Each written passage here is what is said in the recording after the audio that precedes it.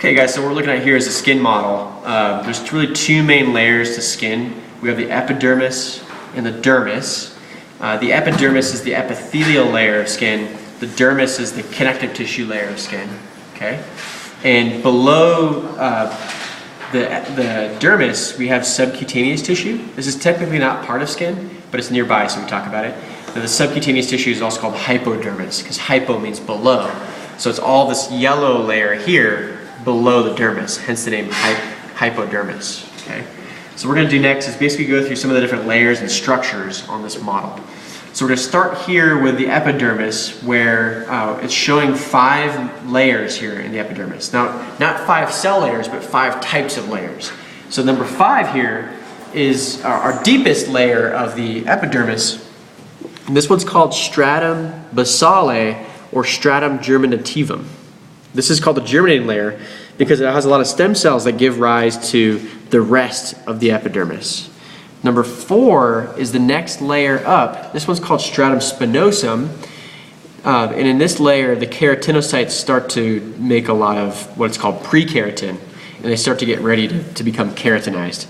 And as these cells start to get pushed more superficially, we get layer number 3 here, which is stratum granulosum, and these cells are packed full of keratin, which is a waterproofing protein at number 3. And at around number 3, the cells start dying here at this point because they're too far away from the blood supply.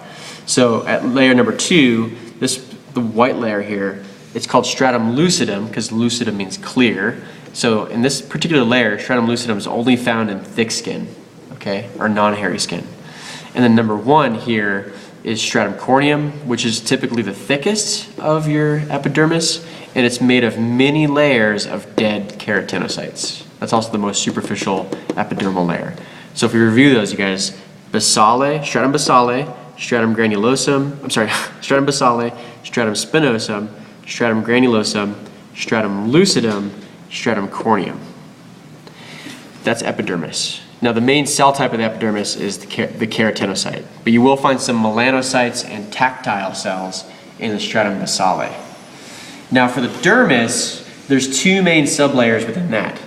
This layer of the dermis, which is right by all these little projections, this is called the papillary layer of dermis. So that's the papillary layer of dermis because it's found in the papilla. So each of these little projections here is a papilla.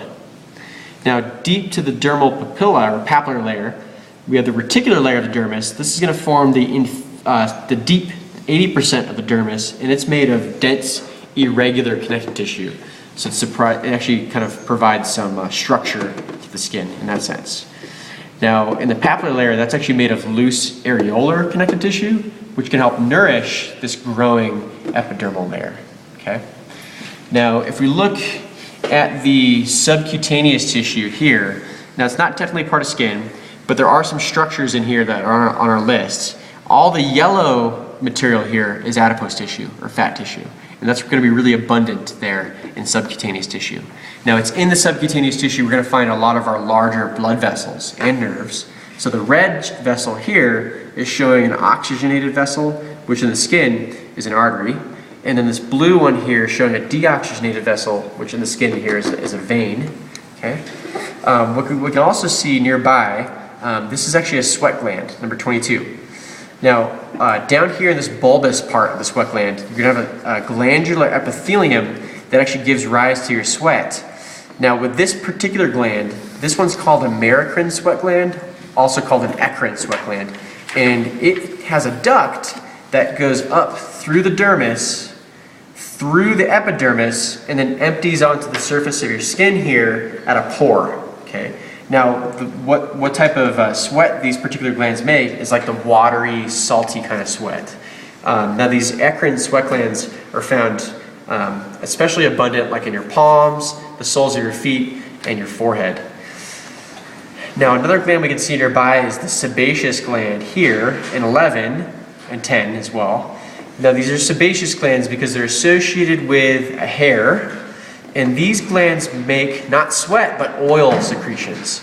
And so the oil that these sebaceous glands make is called sebum, and they drain that sebum onto the surface of the hair here, and so the sebum helps condition this hair, and it also gets deposited onto your skin surface as the hair starts to grow out. These are sebaceous glands, and they're typically not active until puberty. Now, if we look here at the structure of a hair, it's really got three main parts. We'll have a bulb, which is this bulbous part. We'll have a root, which is all this in the dermis, and we'll have a shaft, which is the part of the hair that's still in the epidermis and above the skin. That's all shaft. So we have the bulb, the root, and the shaft. Okay. Now, down in the bulb, we can see things like the papilla. And so the papilla in the bulb has all these little capillary loops that help supply the tissue called the matrix, which actually gives rise to the hair itself. And really, hair is just made of a big tube of keratin. Okay.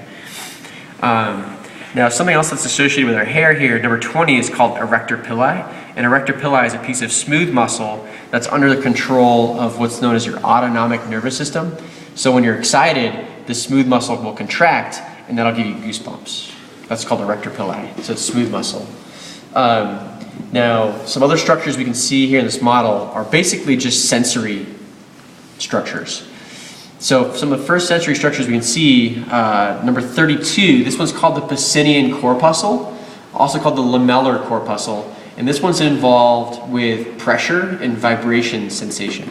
Okay. Now number 33 and 31, these aren't on our list, so don't worry about memorizing those, but you want to know that this one, number 32, is a Pacinian or lamellar corpuscle. Now number 28 up here, which you find in a papilla, this one's called a tactile corpuscle, aka Meissner's corpuscle, and this one's involved in touch. So if you're touching something, you're going to activate this little nerve ending here, which can provide you the sensation of touch. So this one's called a Meissner's corpuscle or tactile corpuscle. And last sensory structures we can see in this model, you guys, some free nerve endings. So 29 here are some free nerve endings that are projecting up into your epidermis, and 30 are also some free nerve endings that are projecting up near the dermis. Now with 30 and 29, they're both free nerve endings, and free nerve endings sense pain and temperature. And that's it.